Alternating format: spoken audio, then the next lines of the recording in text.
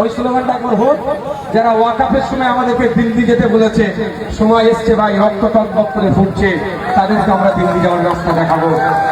মমতাকে বলে দিন, অভিষেককে বলে দিন, তৃণমূলদের বলে দিন, তৃণমূলদের বলে দিন, তৃণমূলদের বলে দিন, তৃণমূলদের বলে দিন, মমতা ব্যানার্জিদের বলে দিন, অভিষেক ব্যানার্জিদের বলে দিন, ইনকিলাব, ইনকিলাব।